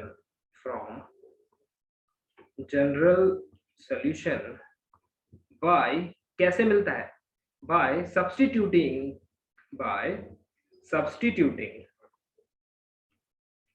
आपको कुछ खास लिखना नहीं पड़ेगा, बस आप बैठ के समझिए और पढ़िए, घर पे मेहनत करिए। by substituting certain values of arbitrary constants, है ना। उन आर्बिट्री, ये जो आर्बिट्री कांस्टेंट आपको दिख रहे हैं ना, इनकी कोई पर्टिकुलर वैल्यू रख के जो हमें सॉल्यूशन, पूरी की पूरी फैमिली में से एक मेंबर जो है जो मिलता है, उसको कहते हैं particular solution. Arbitrary certain values of arbitrary constants is known as is called particular solution. या फिर दूसरे शब्दों में कहें तो क्या कह सकते हो इसको शॉर्ट में, इनफॉर्मल लैंग्वेज में, a member of family of curves. I hope आप लोग एग्री करेंगे, ठीक है। उस पूरी फैमिली का एक छोटा सा मेंबर, उसको क्या कहते हैं? Particular solution. और सबसे डिबेटेबल और सबसे मुश्किल होता है सिंगुलर सॉल्यूशन। मुश्किल क्या कहना चाहता है, यही नहीं समझ में आता है कई बार, है ना। चलिए आसान कर देते हैं आपके लिए, सिंगुलर सॉल्यूशन। तो सिंगुलर सॉल्यूशन क्या होता है? पहली बात तो ये भी एक सॉल्यूशन है जो डिफरेंशियल इक्वेशन को सेटिस्फाई करता है। सो पहला चीज तो ये हो गया कि सेटिस्फाइज डिफरेंशियल इक्वेशन। तो यहां तक तो बात ठीक है, सेटिस्फाई करता है। सेकंड पॉइंट क्या है? सेकंड पॉइंट ये है कि ये कभी जनरल सॉल्यूशन से नहीं मिलता। सो कांट बी ऑब्टेन्ड, मतलब आपको कई बार ऑप्शन में पूछ देता है कि बताइए singular solution it can be obtained by from general solution. तो देखिए पर्टिकुलर सोल्यूशन तो आपको जनरल सोल्यूशन से मिल जाता है, बट सिंगुलर सोल्यूशन कभी नहीं मिलता। So cannot be obtained from general solution. तो भाई है क्या, ठीक है, 3 इडियट्स का फेमस डायलॉग। कहना क्या चाहते हो, है ना? तो कहना ये चाहते हैं कि जनरल से पहले सोल्यूशन लिख दिया, cannot from the general solution. कहना ये चाहते हैं कि जो आपका सिंगुलर सोल्यूशन होता है ना, वो होता है envelope of general solution. That is, ये दैट इज का सिंबल होता है, दैट इज इनवेलप। तो आप कहेंगे सर ये इनवेलप क्या होता है? Envelope of family. दादाजी को या भाई मेरी भी दुखी है। Please mute yourself until unless it is not required. Okay, so आप पूछेंगे कि इन्वेलप क्या होता है। नेक्स्ट क्वेश्चन में भी कि सर इन्वेलप क्या है। तो देखिए आम बोलचाल की भाषा में, इसीलिए मैं कहता हूं कि हमारे इंस्टीट्यूट में आप एकदम एलिमेंट्री बैठिए। सिर्फ आप करना चाहते हो हम आपसे करवा लेंगे। अब आप करना ही चाहते तो आप चाहे दिल्ली में बैठ जाइए, कोई फर्क नहीं पड़ता है। लेकिन आप सीखना चाहते हैं ना, तो आप सीख सकते हैं। किसी भी एलिमेंट्री चीज को हम छोटी से छोटी चीज को आपको एक्सप्लेन करेंगे। तो देखिए इन्वेलप क्या है, तो आप बताइए आम बोलचाल की भाषा में इन्वेलप क्या होता है। इन्वेलप ऐसा होता है, एक ऐसी चीज जो हमारी गिवन चीज को कंटेन करता है, ठीक है, जिसमें हम कोई चीज रख सकते हैं। हमारी चीजों को सुरक्षित रखने का एक बॉक्स होता है इन्वेलप। इसी तरह से मैथमेटिक्स में इन्वेलप क्या होता है, अगर मैं कह रहा हूँ फैमिली ऑफ कर्व्स का इन्वेलप, इसका मतलब ऐसा बॉक्स जिसके अंदर हमारी फैमिली ऑफ कर्व यानी कि सॉल्यूशन, जनरल सॉल्यूशन, वो सेफ रहता है। तो आप कहोगे सर मेरे को समझ में नहीं आ रहा चाह रहे। तो मैं कहूंगा कि देखो भाई, हमारी फैमिली ऑफ कर्व जो होती है वो कुछ ऐसी होती है। मान लो कुछ बहुत सारे कर्व्स होते हैं उसमें, ठीक है। हर कर्व क्या रिप्रेजेंट करता है? पर्टिकुलर सॉल्यूशन रिप्रेजेंट करता है। मान लीजिए ये, इस फैमिली ऑफ कर्व को ढक के रखने के लिए कुछ तो जरूरत पड़ेगा ना, ये होता है इन्वेलप, जो इस फैमिली ऑफ कर्व को ढक के रखता है। और इस इन्वेलप को क्या कहते हैं? Singular solution. क्या कहते हो? सिंगुलर। बीएससी में आपने पढ़ा होगा इन्वेलप, ठीक। लेकिन अब सवाल ये है कि मैथमेटिकली किसको इन्वेलप कहेंगे। ये तो आपने आम बोलचाल की भाषा में या फिर नॉर्मल लैंग्वेज में समझ लिया इन्वेलप क्या है। तो इन्वेलप मैथमेटिकली क्या है, इन्वेलप को डिफाइन कर लेते हैं। इन्वेलप, स्पेलिंग पे मत जाना भैया, हम लोग इंग्लिश नहीं पढ़ रहे हैं यहाँ पर। इन्वेलप, ठीक है। अब देखिए इन्वेलप क्या है, एक ऐसा कर्व, ठीक है, curve which covers whole family of, कई बार मैं काफी इनफॉर्मल भी लिखता हूं, तो ऐसा फॉर्मल भी लिख के क्या करना जो आपको समझ में आए, और ऐसा इनफॉर्मल जरूर लिखना चाहिए जो आपको समझ में आए। So covers whole family of curves, whole family of curves. But cover कैसे करता है? क्या ये जो ऊपर लिख दिया मैंने ये कवर कर रहा है? नहीं। मैथमेटिकली कवर किसको कहेंगे? बट टेंजेंट, या फिर इसको और थोड़ा इनफॉर्मल तरीके से लिखूं, टेंजेंट का मतलब क्या होता है? कोई बात नहीं, एक स्ट्रेट लाइन जो कर्व को एक पॉइंट, सिर्फ एक पॉइंट पे टच करती है। बट टचेस, इंटरसेक्ट नहीं कह सकता ना, टच कहूंगा। टचेस ईच मेंबर, अगले पेज पे आ जाओ। टचेस ईच मेंबर, अच्छा पिछला पेज आ गया। ईच मेंबर एग्जैक्टली वंस, और इसी को तो कहते हो, क्या कहते हो? Tangent of each member. एक फिगर बनाऊंगा, आपको एकदम क्रिस्टल क्लियर हो जाएगा कि मैं क्या कहना चाहता हूं। देखिए मैंने एक डिफरेंशियल इक्वेशन सॉल्व करी, मेरे को एक फैमिली ऑफ कर्व मिला। फैमिली ऑफ कर्व क्या मिला? ये मिला, देखिए circles, circles of certain radius. Sorry यार, ये बीच वाला थोड़ा खराब हो गया। ओके, मान लीजिए आपने फैमिली सॉल्व किया और आपको ये मिला। फिर आगे आप सॉल्व करते रहे और ये आपको फैमिली ऑफ कर्व्स मिल गया। तो अब इसका इन्वेलप क्या होगा? तो देखिए एक दो फैमिली मेंबर और बना लेते हैं। अब देखिए इसका एनवेलप क्या होगा, तो ये स्ट्रेट लाइन, ये स्ट्रेट लाइन बताइए ये ग्राफ को क्या कहीं एक से ज्यादा हर मेंबर को एटलीस्ट एक बार टच कर रही है, ये देखिए एक बार टच कर रही है, और ये एक से ज्यादा बार कहीं टच नहीं कर रही है, एक से ज्यादा बार किसी को भी टच नहीं कर रही है। अरे यार ये तो ऊपर हो गया, हाँ बेटा समझ लेना, थोड़ा भावनाओं को समझो, ये थोड़ा ऊपर नीचे हो गया, सॉरी। ठीक है, ये आप समझ रहे होंगे मैं क्या कहना चाह रहा हूँ। ये यहाँ पे मान लीजिए टच कर रहा है, ठीक है। इसका मतलब ये जो है ये कवर भी कर रहा है, एक तरह से बॉक्स भी बन गया, इसके अंदर ही है सारे, और एक से ज्यादा बार किसी को टच भी नहीं कर रहा, टेंजेंट जैसा काम कर रहा है। इसका मतलब यही आपका क्या है, सिंगुलर सोल्यूशन है। तो सिंगुलर सोल्यूशन कोई पूछे क्या होगा, y equal to plus minus, late us से ये वैल्यू जो है ना, ये वैल्यू है c, इसको कर दिया y equal to plus minus c, ये है आपका y इक्वल टू c, और ये है आपका y equal to minus c, y equal to minus. तो क्या आ गया singular solution, y equals to plus minus c। जल्दी से मेरे को रिस्पांस दे दो कि अभी तक जो कुछ आपने पढ़ा वो सब कुछ समझ में आ रहा है। Raise your hands if you are getting everything whatever have been discussed here till.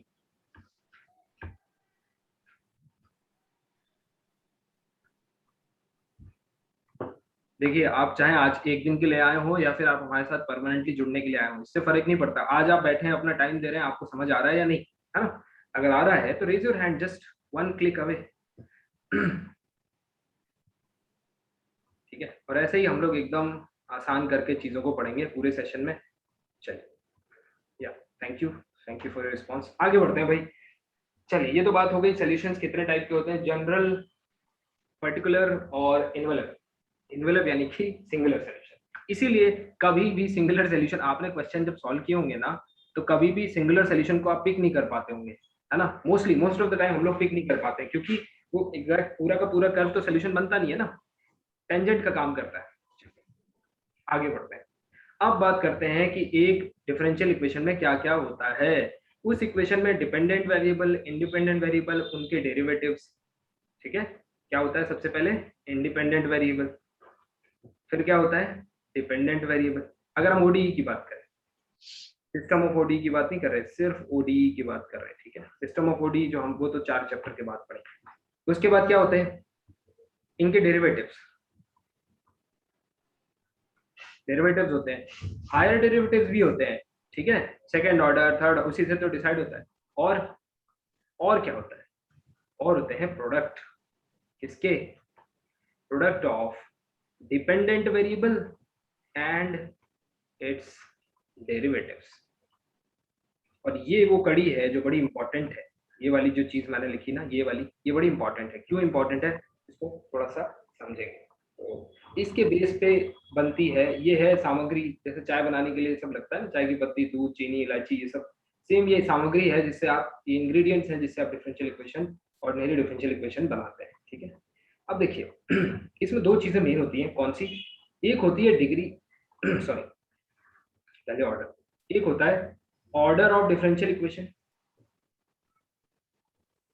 Equation, और दूसरी होती है डिग्री ऑफ डिफरेंशियल इक्वेशन।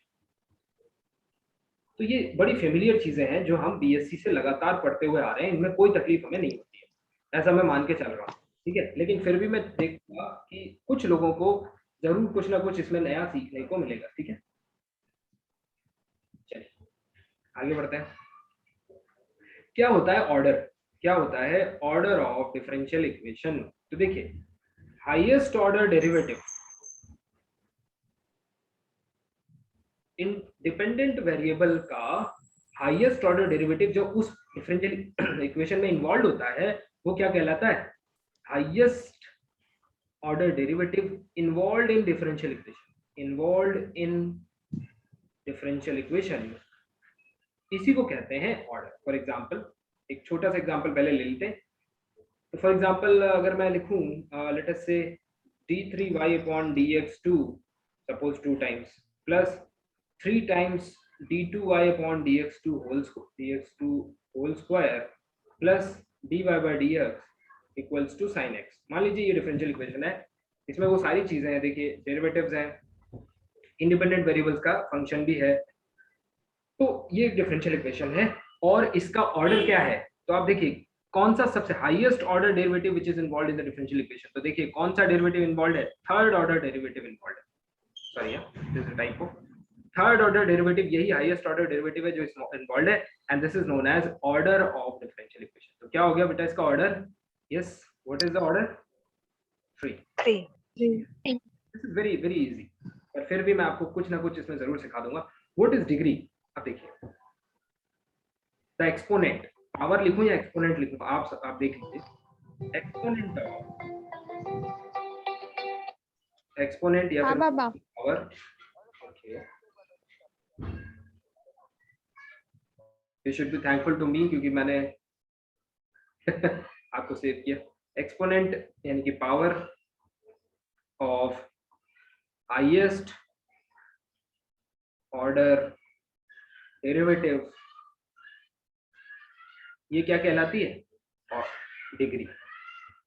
यानी कि वो जो भी हाईएस्ट पावर होगी, आपको ये हाईएस्ट डिग्री नहीं देखनी है, पूरी डिफरेंशियल इक्वेशन में जहां सबसे बड़ी डेरिवेटिव इन्वॉल्व होगा, सबसे हाईएस्ट डेरिवेटिव इन्वॉल्व होगा, उसके ऊपर जो पावर होगी वो क्या कहलाती है, डिग्री कहलाती है उस डिफरेंशियल इक्वेशन की। तो बताओ जरा फटाफट, ये तो बीएससी से करते आ रहे हैं, बताइए इसकी डिग्री क्या होगी।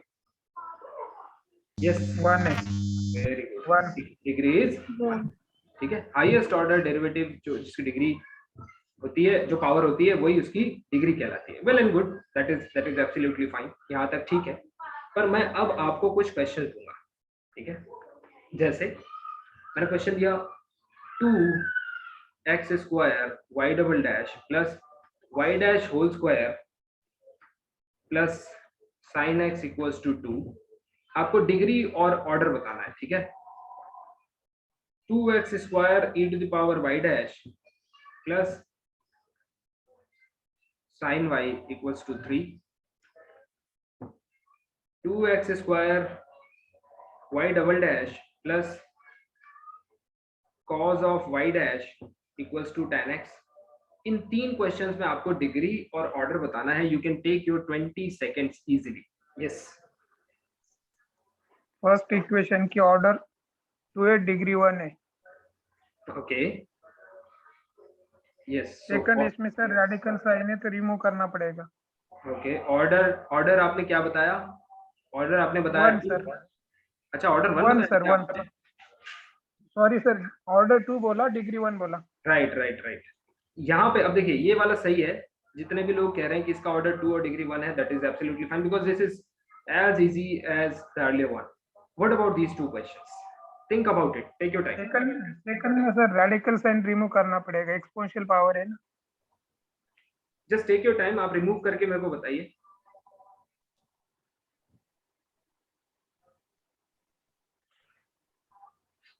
यस इट विल बी इंटरेस्टिंग, आप सॉल्व तो करिए, थोड़ा पेन पेपर यूज करिए, सबके सब। आई एम वेरी हैप्पी, वो सर ने बोला है, उन्होंने अपना माइक अनम्यूट करके बोला, आई एम वेरी हैप्पी। ऐसा सब लोग करें, है ना। आई सजेस्ट कि आप सभी लोग बोलें, ठीक है।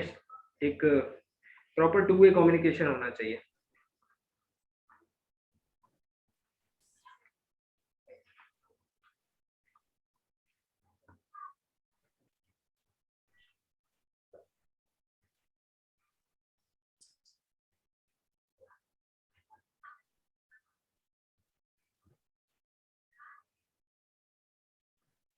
यस बता सकते हैं सेकंड वाले का, चलिए मैं बताता हूँ। देखिए यहाँ पर जो ऑर्डर,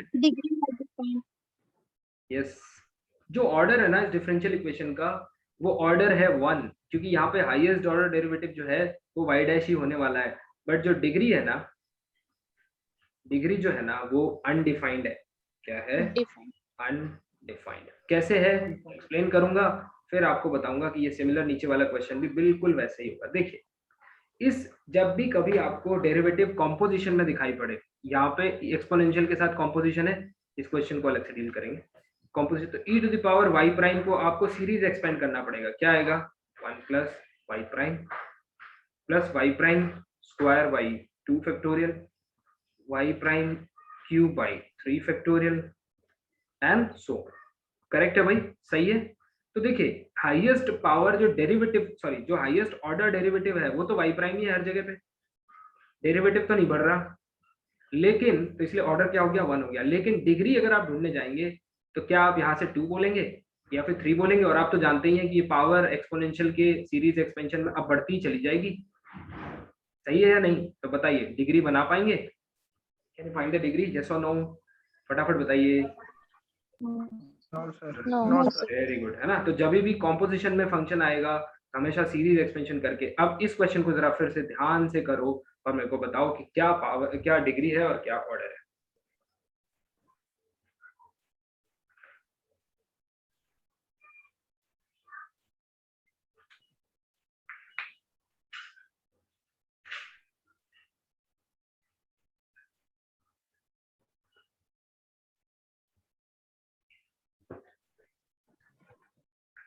यस, सो ऑर्डर क्या है? देखिए हाईएस्ट ऑर्डर क्या है? 2, है ना? हाईएस्ट ऑर्डर जो है वो 2 है। अगर आप cos y को एक्सपेंड भी कर रहे हैं तो भी आपको क्या मिलने वाला है, देख लीजिए। cos y प्राइम को अगर आप एक्सपेंड भी करें तो आपको क्या मिलने वाला है? 1 प्लस प्लस होता है माइनस होता है, प्लीज चेक कर लीजिएगा। 1 माइनस एक्स स्क्वायर यानी y prime square upon 2 plus y prime to the power 4 upon 4 and so on. अब देखिए यहाँ पे क्या हो रहा है, ये जो y प्राइम ही रहेगा, ये तो डबल प्राइम नहीं होने वाला, यानी कि यही है आपका हाईएस्ट ऑर्डर डेरिवेटिव, यानी कि ऑर्डर 2 हो गया। अब डिग्री लाख इनके ऊपर पावर 2 हो जाए, 4 हो जाए, इंफिनिटी हो जाए, हमें क्या करना, हमें तो सिर्फ ये देखना है कि क्या इसके ऊपर डिग्री जो है वही हमारी इक्वेशन की डिग्री है। तो डिग्री क्या हो गई? 1। बताइए सभी को समझ में आया? कोई तकलीफ है, कोई दिक्कत है? नो। ओके वेरी गुड, चलिए आगे बढ़ते हैं। कुछ क्वेश्चंस को करिए, बहुत इंटरेस्टिंग क्वेश्चंस हैं ये सब, है ना? y prime plus square root of y equals to square root of x। Question है y prime to the power 2/3 plus y to the power 3/2 equals to 1। ठीक है,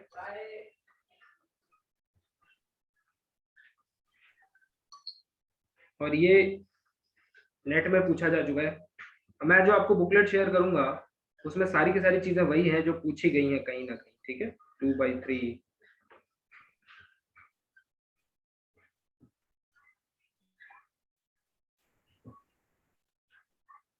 upon dx3 to the power 3/2 equals to a।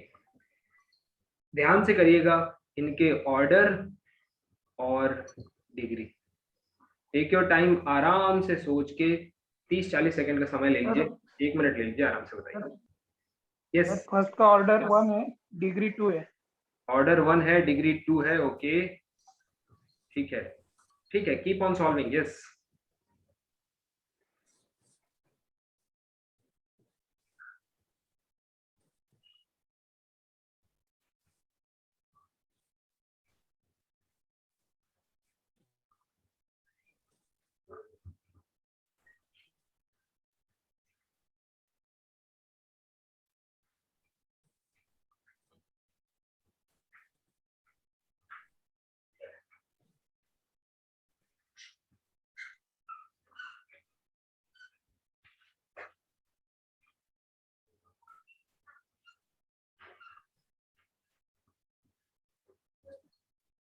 Yes right. Message करके जो लोग reply कर रहे हैं that is also correct. अगर आपको आवाज में प्रॉब्लम है या कोई इशू आ रहा है, कोई दिक्कत नहीं है, ठीक है, आप मुझे मैसेज कर सकते हैं, कोई दिक्कत नहीं।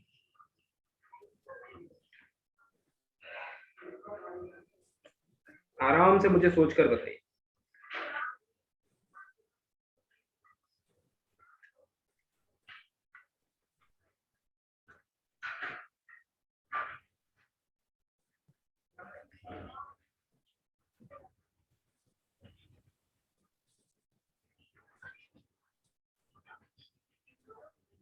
यस, शुरू करें भाई? चलिए शुरू करते हैं, ठीक है। ऐसे तो काफी समय लग जाएगा, इन 4 क्वेश्चंस को करेंगे और उसके बाद आगे बढ़ेंगे। देखिए ऑर्डर 1 डिग्री 2 ये गलत जवाब है, इसकी डिग्री जो होगी वो भी 1 ही होगी। बहुत लोग इसको क्या करते हैं, जो वो सर ने आंसर किया, वो लोग क्या कर रहे हैं, वो इसको देख रहे हैं कि सर यहाँ पे रेडिकल पावर है तो पहले इसको स्क्वायर कर लीजिए इधर ले जाके, ताकि ये रेडिकल पावर्स रेडिकल फ्री हो जाए, तो इसके बाद आप इसकी डिग्री डिफाइन कर सकते हैं। बट मैं आपको इस क्वेश्चन को स्टार लगा लीजिए, ये कुछ सिखाएगा आपको। यहाँ पे याद रखिएगा कि रेडिकल पावर्स या rational powers on dependent variables या फिर इंडिपेंडेंट वेरिएबल्स, यानी डिपेंडेंट वेरिएबल पे हो या इंडिपेंडेंट, कोई फर्क नहीं पड़ता। इंडिपेंडेंट वेरिएबल्स कोई फर्क नहीं पड़ता, does not affect degree as well as order. कभी भी y पे हो या x पे हो, ये सब क्या है, डिपेंडेंट ऑर्डर्स है ना, ये सब, यस करेक्ट, ये सब क्या है, ये डिपेंडेंट वेरिएबल है y, ये इंडिपेंडेंट वेरिएबल, भले ही इस पे रेडिकल पावर है, कोई फर्क नहीं पड़ता जब तक इस पे रेडिकल पावर ना हो। इस पे कोई रेडिकल पावर नहीं है, आंसर इज डिग्री 1 ऑर्डर 1। ठीक है, इस क्वेश्चन पे आ जाइए। अब देखिए यहाँ पर वो बात लागू नहीं होगी, क्यों, क्योंकि यहाँ पे जो रेडिकल पावर है ये वाली होती तो कोई फर्क नहीं पड़ता, इससे कोई फर्क नहीं पड़ रहा है, याद रखिए, इससे कोई भी फर्क नहीं पड़ रहा। फर्क कहाँ पड़ रहा है, इससे फर्क पड़ रहा है। क्यों, क्योंकि y प्राइम के ऊपर रेडिकल पावर है, तो पहले इसको रेडिकल फ्री बनाना पड़ेगा। ठीक है, तो याद रखिए रेडिकल फ्री कभी भी डिपेंडेंट और इंडिपेंडेंट वेरिएबल्स को नहीं बनाया जाता है जब तक कि डेरिवेटिव्स के ऊपर रेडिकल्स ना हो। तो यहाँ पे लिख लीजिए only derivatives, sorry only powers of या रेडिकल पावर्स या fractional powers, radicals on derivatives are dealt, है ना, केवल इनसे डील किया जाता है। तो अब आप इसको डील करके तो आसानी से मेरे को लग रहा है बता देंगे। y prime to the power 2/3 है, पूरा पूरा नहीं सॉल्व करना होता है, y इधर क्या आ गया टू द पावर 3/2। ठीक है, अब देखिए इसको पहले क्यूब करेंगे तो ये पावर कैंसिल हो जाएगी, तो क्या आएगा, y prime square equals to 1 minus y to the power 3/2 whole cube. अब बताओ, अच्छा इसको जब आप सॉल्व करोगे एक a minus b whole cube, a cube minus b cube minus 3ab minus b, तो तब भी इसमें रेडिकल पावर्स रहेंगी। जब आप इसको सॉल्व करेंगे तो इसके y के ऊपर रेडिकल पावर रहेंगी, बट उससे कोई फर्क नहीं पड़ता। क्यों, क्योंकि आपने इसके रेडिकल पावर्स को फ्री कर दिया। समझ रहे हैं, तो पहले आपको इसको फ्री करना होता है, उसके बाद यहाँ पे फ्री हो या ना हो कोई फर्क नहीं पड़ता। तो बताइए इसकी डिग्री और ऑर्डर क्या हो गए, यस कोई मुझे आंसर कर रहा था, ऑर्डर जो हो गया वो क्या हो गया 1 और डिग्री क्या हो गई 2। ठीक है भाई, ये तीसरे का बताओ। अब तीसरे में इंटरेस्टिंग है, क्या इंटरेस्टिंग है, यहाँ पे दोनों डेरिवेटिव्स हैं। अच्छा ओके, दोनों डेरिवेटिव और दोनों थर्ड है। ठीक है, तो यहाँ से एक चीज कंफर्म है कि तीसरे वाले में जो ऑर्डर है वो 3 है, ये तो कंफर्म हो गया भाई। देखिए कभी भी पावर से आप दोनों तरफ स्क्वायर करें, क्यूब करें, पावर 6 करें, क्या कभी आप ऑर्डर बढ़ा पाओगे, बिल्कुल। पावर से कभी ऑर्डर अफेक्ट नहीं होता है। ठीक है, क्या अफेक्ट होती है, सिर्फ और सिर्फ डिग्री अफेक्ट होती है। तो यस सॉल्व करिए, किसी ने सॉल्व किया, डिग्री 9। हाँ वेरी गुड, डिग्री 9। ये बहुत बहुत ही इंटरेस्टिंग क्वेश्चन है, इसको देख लेते हैं थोड़ा। क्या दिया हुआ है, y3 to the power 5/2 plus y third derivative to the power 2/3 equals to कोई कांस्टेंट। हाँ अब देखिए जब आप इसको सॉल्व करेंगे y third derivative to the power 3/2, तो ये आ जाएगा c minus y third derivative to the power 2/3। अब देखो आपको इसको रेडिकल फ्री बनाना है, तो एक कॉमन सी बात है, अगर आप इसको स्क्वायर करें सबसे पहले, ठीक है भाई, जब आप इसको स्क्वायर करेंगे तो यहाँ पे पावर कितनी हो जाएगी, कितनी हो जाएगी, 2 से 2 कैंसिल, क्या आएगा 3, और इधर पे पावर 2/3 का स्क्वायर। लेकिन देखो अब आप जैसे पिछले क्वेश्चन में था कि राइट साइड का फिर फर्क नहीं पड़ना चाहिए, ऐसा नहीं है, बिकॉज यहाँ पे क्या है, इसके ऊपर जो पावर है अभी आप ये भी रेडिकल फ्री बनानी पड़ेगी आपको, क्योंकि ये डेरिवेटिव है, ये अगर y होता तो कोई फर्क नहीं पड़ता, ये डेरिवेटिव है। तो अब आपको क्या करना चाहिए बताइए, 2/3 है तो इसको भी क्यूब करना पड़ेगा, तब ये नीचे वाला कैंसिल होगा। अदरवाइज अभी आप स्क्वायर करेंगे, आप देख लीजिए स्क्वायर करके तो क्या आ रहा है, c square plus y third derivative to the power 4/3 minus 2c y to the power third derivative power क्या आ जाएगा 2। ठीक है 2। देखिए अब क्या करना पड़ेगा, क्या करना पड़ेगा? यस, किसी ने हाथ उठाया है? If you have any doubt you can ask. अब क्यूब करना पड़ेगा ना दोनों साइड इसको सॉल्व करने के लिए, बिकॉज आपको ये इसको रेडिकल फ्री बनाना है, ये जो पावर है 1/3 वाली, तो क्यूब कर दीजिए।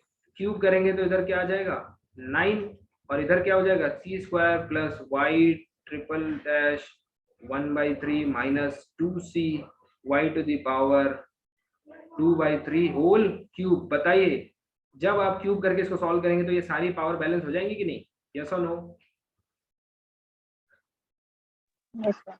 हाँ, इसलिए ऑर्डर क्या हो गया 3 और डिग्री क्या आएगी। अब देखिए इधर जब आप इसको सॉल्व करेंगे तो पावर ज्यादा से ज्यादा क्या होगी 2 होगी, तो ये 9 को तो कभी ओवरटेक नहीं कर पाएगी, तो डिग्री हो गई 9। ठीक है, तो थोड़ा सा आप ऐसे सॉल्व करके कर सकते हैं। पीछे जाइए, इसमें देखिए अब इस क्वेश्चन को सॉल्व करें। y1 plus y prime square to the power 2/3 equals to y double prime equals to y double prime.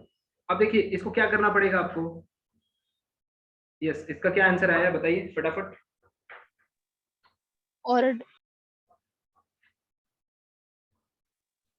Order 2 है, डिग्री 3। ओके तो आप कह रहे हैं कि इसका ऑर्डर जो है वो ऑर्डर क्या आया है 2। हाँ ओके, Yes. और डिग्री क्या आई है 3। ओके। अब देख लीजिए डिग्री 3। ओके, अब देख लीजिए ऑर्डर तो 2 रहेगा, वो तो ठीक है, वो आप देख के बता सकते हैं ये रहा, पर आप यहाँ डिग्री 1 क्यों नहीं लिख पा रहे हैं? 1 इसलिए नहीं लिख पा रहे हैं क्योंकि यहाँ पे देखिए डेरिवेटिव इन्वॉल्व है जिसके ऊपर वो रेडिकल पावर है, फ्रैक्शनल पावर है, तो पहले आपको इसको बैलेंस करना पड़ेगा। इसको बैलेंस करने के लिए दोनों तरफ क्यूब करना पड़ेगा। जैसे आप क्यूब करेंगे तो इधर क्या आ जाएगा y डबल डैश क्यूब, तो डिग्री क्या आ जाएगी 3।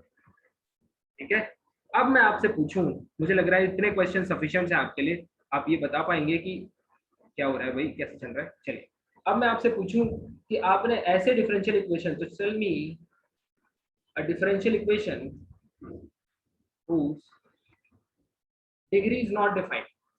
Degree is not defined. Yes, बताइए। Tell me a differential equation whose degree is not defined. Degree is not defined. बताइए, बड़ी आसान सी differential sin equation. sin y dash y plus prime 1 equals to y, ये लो हो गई differential equation. इसका order क्या है? इसका ऑर्डर है 1, है ना, फर्स्ट ऑर्डर डेरिवेटिव ये रहा, और डिग्री क्या है नॉट डिफाइंड, क्योंकि जब आप इसका एक्सपेंशन करेंगे तो इसकी पावर कहीं भी स्टॉप नहीं होने वाली, y cube y to the power 5 to the power 7 ऐसे। My next question is tell me a differential equation, दिमाग लगाना, whose order is not defined. Order is not defined. Yes, बताइए। Tell me a differential equation whose order is not defined.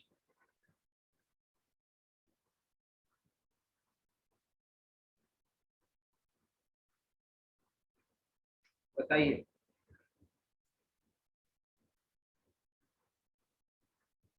Am I asking something feasible? क्या मैं जो कुछ पूछ रहा हूँ वो सच में फिजिबल है, वो बना पाना पॉसिबल है? मैं ऐसी डिफरेंशियल इक्वेशन पूछ रहा हूँ जिसका ऑर्डर डिफाइन नहीं है, इसका मतलब यही नहीं पता कि उसमें कौन से ऑर्डर का डेरिवेटिव डिफाइन है, यानी कुछ ऐसा जिसमें आप ऑर्डर लगातार बढ़ाते चले जा रहे हैं। Yes, I am already started getting answers, so that is very good. आप लोग बहुत अच्छा ब्रेन इस्तेमाल कर रहे हैं, very happy, keep on doing that.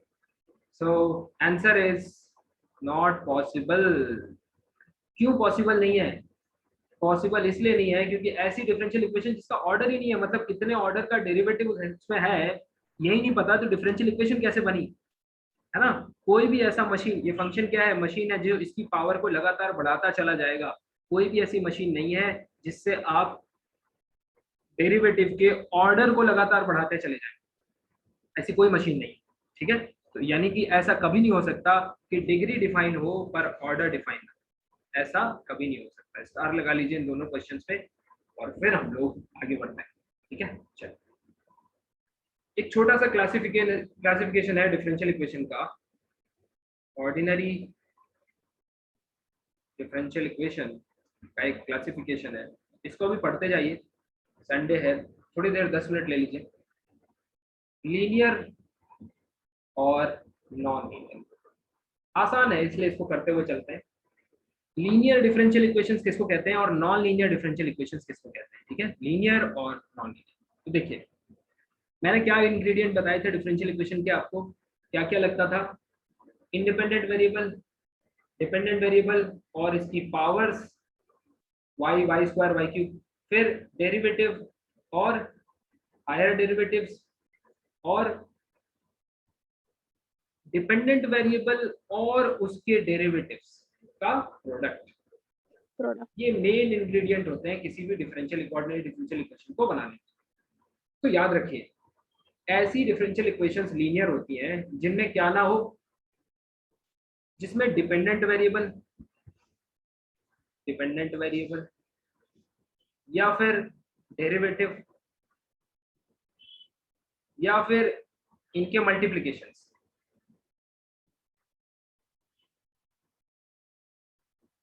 ठीक है, मल्टीप्लिकेशंस, इनमें क्या ना हो, पावर्स ना हो, नो पावर, नो एक्सपोनेंट, ठीक है, समझ लीजिए। डिपेंडेंट वेरिएबल पर पावर ना हो मतलब y तो हो पर y स्क्वायर, y क्यूब ये सब नहीं होना चाहिए। डेरिवेटिव्स यानी कि y प्राइम होना चाहिए, हायर ऑर्डर डेरिवेटिव भी हो सकते हैं बट उन पे पावर नहीं होनी चाहिए, मतलब ऐसा नहीं होना चाहिए कि y डैश स्क्वायर लिख दिया, that is not possible in linear differential equation.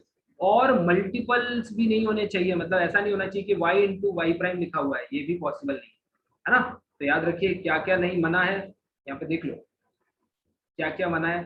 देखिए y टू द पावर ऐसा नहीं हो सकता कि y क्यूब लिख दें आप, या y double dash whole square लिख दें, या फिर y इंटू वाई डैश आप कहें देखो दोनों में पावर 1 है लेकिन मैंने इनका प्रोडक्ट कर दिया है, ऐसा भी पॉसिबल नहीं है। तो ये तीनों की पॉसिबिलिटी नहीं, ठीक है, no such powers should be there. ऐसी डिफरेंशियल इक्वेशन को क्या कहते हैं, लीनियर डिफरेंशियल इक्वेशन कहते हैं। और नॉन लीनियर किसको कहते हैं, अदरवाइज। अगर ये सब पावर्स वहां पे मौजूद है तो ये इसको कहते हैं नॉन लीनियर। जब आप पार्शियल डिफरेंशियल इक्वेशंस में आएंगे तो उसमें सेमी लीनियर और कॉशी लीनियर नाम के दो कैटेगरी बीच में इन्वॉल्व हो जाते हैं, ठीक है, तो उनको तब हम देखेंगे जब हम पार्शियल डेरिवेटिव्स पढ़ेंगे। फिलहाल इन पे कुछ एग्जांपल देख लेते हैं फटाफट, और आप मुझे बताएंगे कौन सी डिफरेंशियल इक्वेशंस लीनियर है और कौन सी नहीं है, ठीक है, कौन सी डिफरेंशियल। और याद रखिए ऑर्डर और डिग्री भी मन में कैलकुलेट करते रहिए, ठीक है, सॉरी, फटाफट आपको बताना है कौन सी लीनियर है और कौन सी लीनियर नहीं है।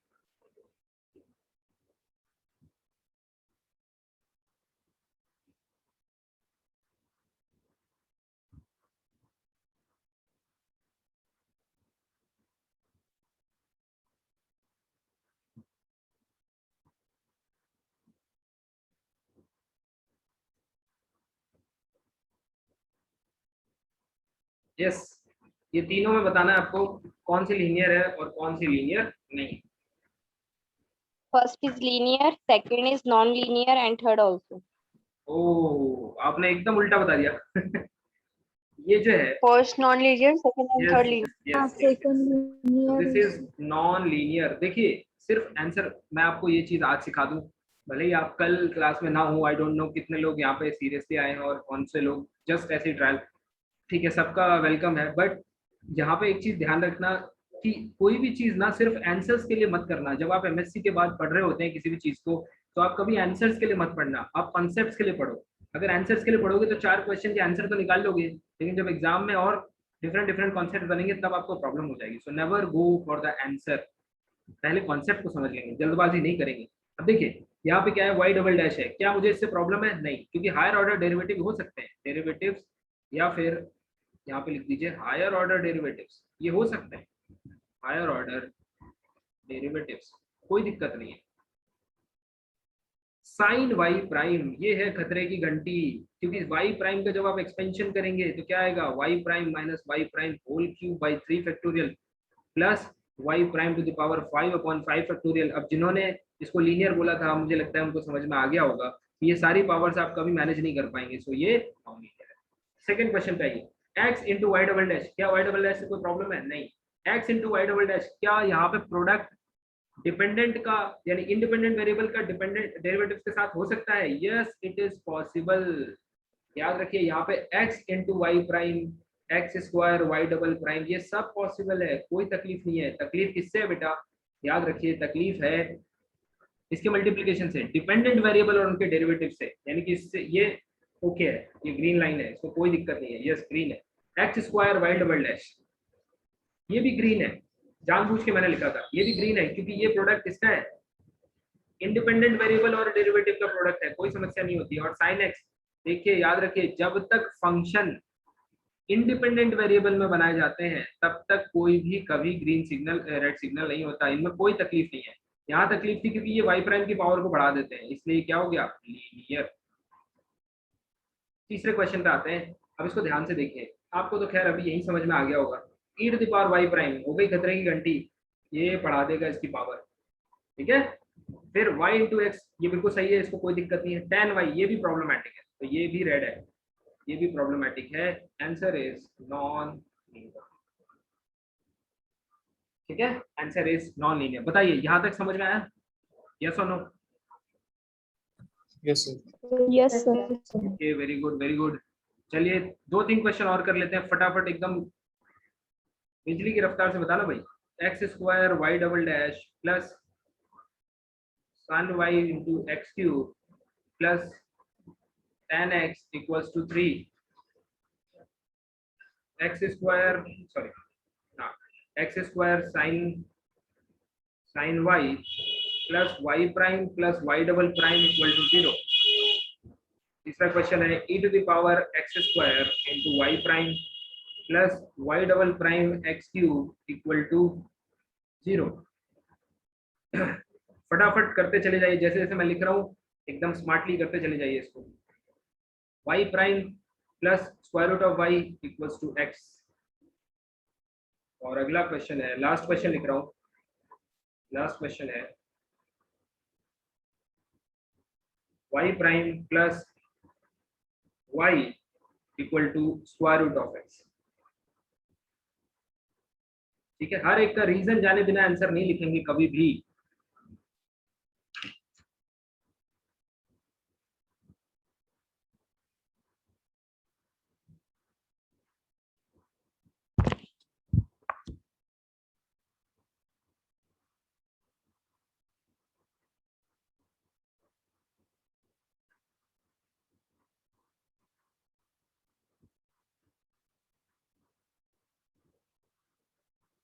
चलिए भाई शुरू करें, चलो शुरू करते हैं। पहले क्वेश्चन पे आइए, जहां जहां समस्या नहीं होगी उसको ग्रीन से मार्क करेंगे। एक्स स्क्वायर इंडिपेंडेंट वेरिएबल में कितनी भी पावर हो कोई समस्या नहीं होती है, green line. Double derivative green line, कोई तकलीफ की बात नहीं है। एक्स क्यूब ग्रीन लाइन, लेकिन साइन वाई कैसा है भाई? Red line. साइन वाई में तकलीफ है, क्यों? बिकॉज साइन जो है ये वाई की पावर्स को जनरेट कर देगा। वाई स्क्वायर ये क्या दे देगा? वाई देगा, वाई क्यूब देगा, वाई टू द पावर 5 देगा, और ये चाहिए नहीं। tan x बिल्कुल इससे कोई तकलीफ की बात नहीं है, ग्रीन लाइन है। Answer is non linear. ठीक है, आगे बढ़ते हैं। X square green line, sine y, तुरंत बताइए, sine y red line, non linear. ठीक है। Y prime green line, y double prime green line, लेकिन अल्टीमेट आंसर क्या हो गया? Non linear. Yes, non linear. चलिए आगे बढ़ते हैं। e to the power x square green line, देखिए ध्यान से देखिए, ये कितनी भी पावर्स को जनरेट करे, इंडिपेंडेंट वेरिएबल्स की पावर को जनरेट करेगा, जिसमें कोई तकलीफ की बात नहीं है। इट कैन वर्क, ठीक है, इसमें कोई दिक्कत की बात नहीं है। वाई प्राइम ग्रीन लाइन, कोई दिक्कत की बात नहीं है। Y double prime green line, x cube green line, मुबारक हो, पहला लीनियर इक्वेशन आपको मिल गया। So this is linear. आ जाइए, y prime green line, square root of y red line, क्यों? क्योंकि पावर 1/2 है, फ्रैक्शन में पावर नहीं होनी चाहिए। ये भी स्टार लगा लो, क्वेश्चन सिखाएगा आपको कि फ्रैक्शन में पावर नहीं होनी चाहिए, ठीक है। और यहाँ पर ये क्या हो गया? x जो है वो ग्रीन लाइन है, but ultimate result is non linear. इस पे आ जाओ, y प्राइम ग्रीन लाइन, कोई तकलीफ नहीं है, y green line, very good. Square root of x, बताइए ग्रीन और रेड? ग्रीन ग्रीन है। क्यों ग्रीन है? क्योंकि ये इंडिपेंडेंट वेरिएबल है, और इंडिपेंडेंट वेरिएबल की कोई भी पावर, कोई भी रेडिकल फ्रैक्शन सब चलता है, कोई तकलीफ की बात। अगर डिपेंडेंट होता तो देखिए ये फेल हो गया, इसलिए ये क्या हो गया, लीनियर डिफरेंशियल इक्वेशन हो गया। ठीक है, तो आई होप ये पांचों क्वेश्चन आपको कुछ कुछ सिखा रहे होंगे, कुछ ना कुछ जरूर इन्होंने आपको सिखाया होगा। ठीक है, तो उम्मीद करता हूँ कि अभी तक का लेक्चर आपको समझ में आया होगा। एक होमवर्क दे रहा हूँ आपको, कल की क्लास वहीं से शुरू करूंगा। ठीक है, इस होमवर्क को नोट कर लीजिए, ये HW है, कल की क्लास यहीं से स्टार्ट होगी। CSIR नेट में आया हुआ क्वेश्चन है, और देखिए एकदम कॉन्सेप्ट बेस्ड क्वेश्चन, जिन्होंने क्लास को ध्यान से पढ़ा है वो कर लेंगे। Let f is x y। अब आपको समझ में आएगा कि मैंने यहाँ से क्यों शुरू किया। देखिए ऐसे लिख के आ जाता है, आपको पता होना चाहिए ना कि ये एक डिफरेंशियल इक्वेशन है, और क्लियरली ये देखिए nth ऑर्डर है ना, तो ये nth ऑर्डर डिफरेंशियल इक्वेशन ही बनाएगा, nth order differential equation. Then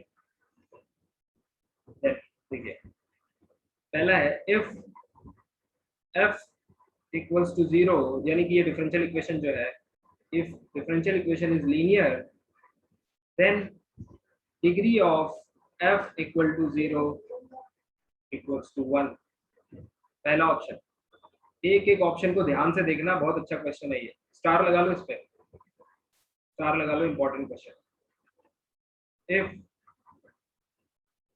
f equal to 0 यानी कि हमारी differential equation is non linear. अगर ये नॉन लीनियर है ना, और इसमें बहुत सारे लोग फंस गए थे, non linear then degree of f equal to 0 should be greater than 1। ठीक है भाई, वेल एंड गुड, अच्छी बात है। सी ऑप्शन क्या कह रहे हैं, if degree of f equals to 0 यानी कि डिफरेंशियल इक्वेशन की डिग्री क्या है, 1 है।